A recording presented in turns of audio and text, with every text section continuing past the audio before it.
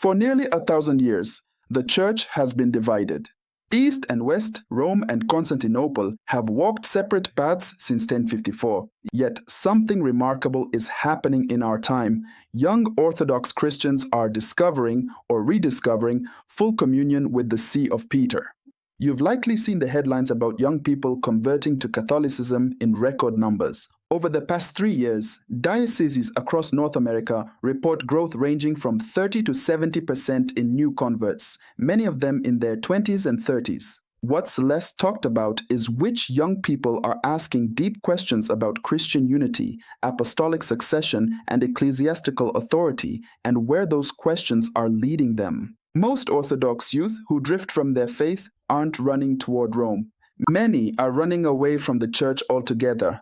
But a smaller, more intellectually serious group is asking a harder question. If we're committed to ancient Christianity, to the fullness of apostolic life, why not seek reunion with Rome? In the next few minutes, we're going to explore why some Orthodox youth are choosing the Catholic faith, what draws them, and what the Church teaches about Christian unity. If you're interested in deepening your faith, hit like and tell me where you're watching from. Consider subscribing to stay rooted in Catholic truth.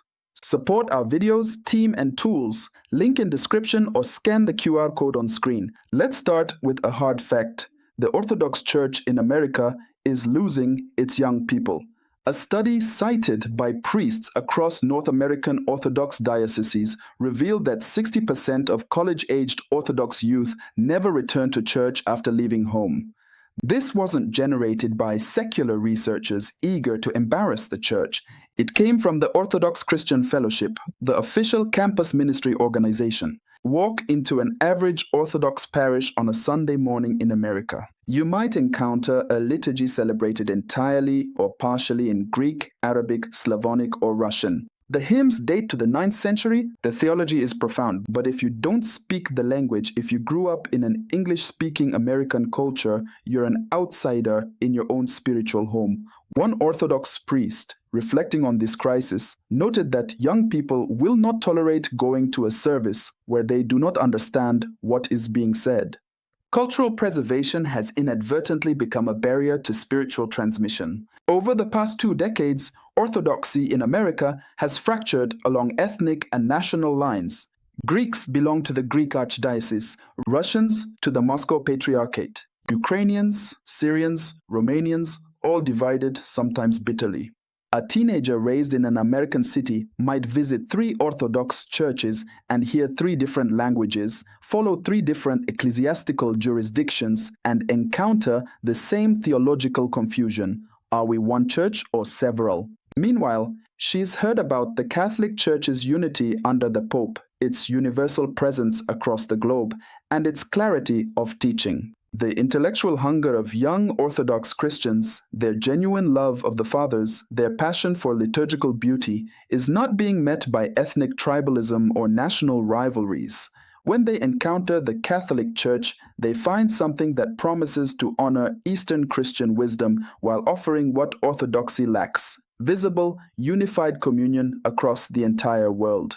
To understand where this conversion is coming from, we need to ground ourselves in what Scripture and the early church actually teach about Christian unity and apostolic authority. In Matthew chapter 16, verse 18, our Lord tells Peter, "You are Peter, and on this rock I will build my church." Every Christian tradition acknowledges that Christ established his church through the apostles and entrusted Peter with a unique role. The disagreement is about what that role entails and whether it continues. The early church fathers wrestled with this question. Saint Irenaeus, writing in the 2nd century, taught that Rome held a primacy of honor and authority. In his work against heresies, he notes that the Church of Rome has the greatest renown, and appeals to Rome's teaching carry decisive weight in settling doctrinal disputes. This wasn't arbitrary. Rome was where Peter and Paul were martyred, and Rome's bishops claimed succession to Peter. The Eastern Fathers, Gregory of Nazianzus, John of Damascus, Maximus the Confessor, revered this tradition. They didn't reject papal primacy, they understood it. But they believed the exercise of that primacy should happen in concert with the other patriarchs, in ecumenical councils, in genuine dialogue. When the Great Schism occurred in 1054, it wasn't primarily over doctrine. Both East and West confessed the same creed, the same Christology, the same Eucharistic theology. The break was over discipline, politics, and fundamentally, the scope of the Pope's authority. Here's what matters for young Orthodox seekers. The Catholic Church has formally taught that papal primacy exists by divine right, not merely by historical convenience.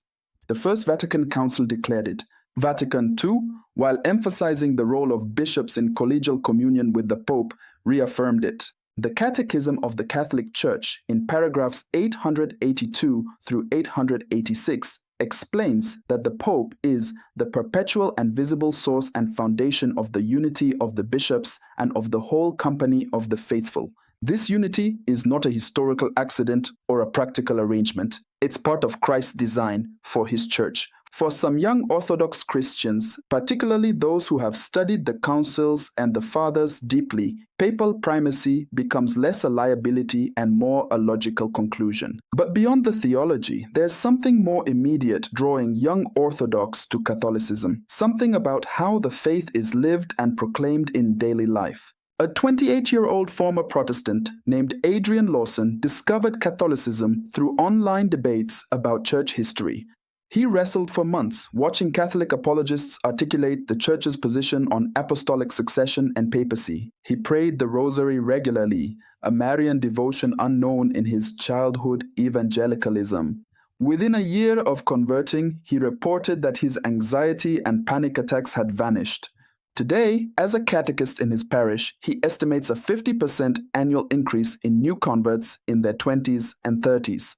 He's noticed something. Many people are feeling unfulfilled in their Protestant experiences. Young individuals are searching for community and purpose, which they are discovering within the Catholic Church. Here's what's compelling.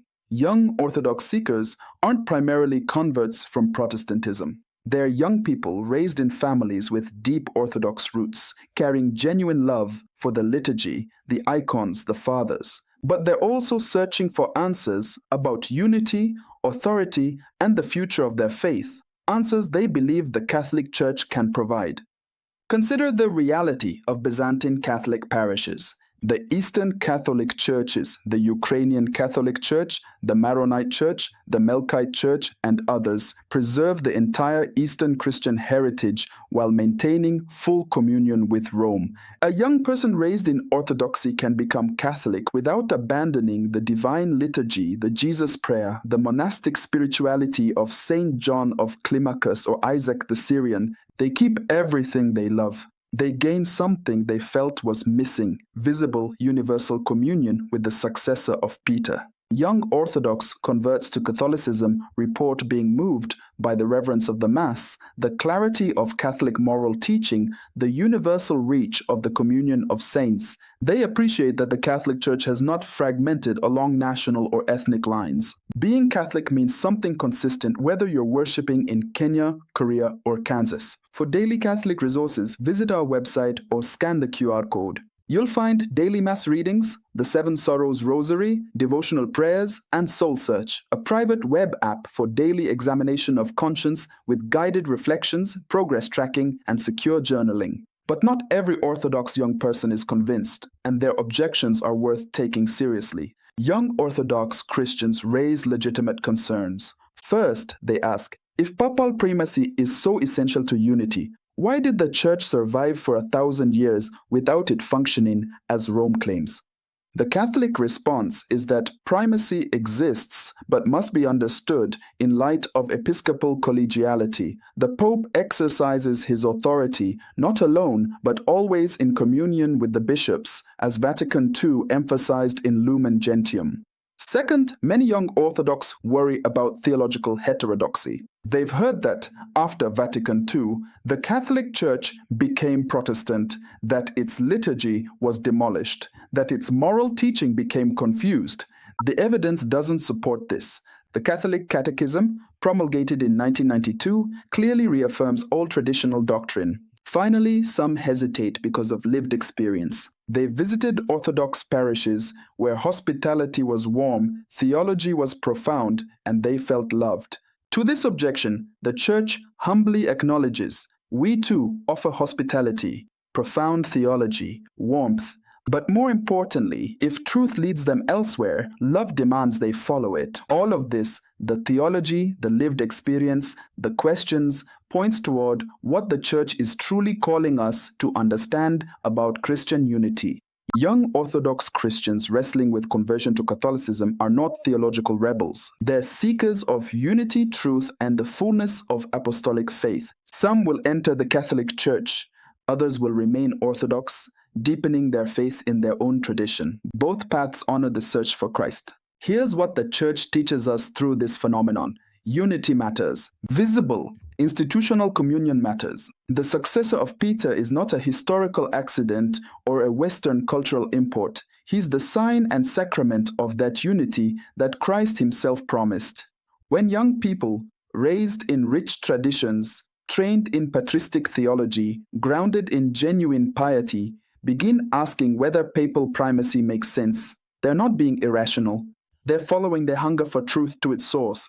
If you're Orthodox and these questions are stirring in your heart, speak with a Catholic priest or a trusted spiritual director. If you're Catholic watching this and you have Orthodox friends or family members, remember, they love the same Christ, they revere the same fathers, they long for the same union with God. If this helped you, share it with a friend, subscribe, and check out our web app for daily Catholic resources and soul search. The Church is one, holy, Catholic, and apostolic, and that unity, rooted in Peter, is not the Church's weakness, but her glory.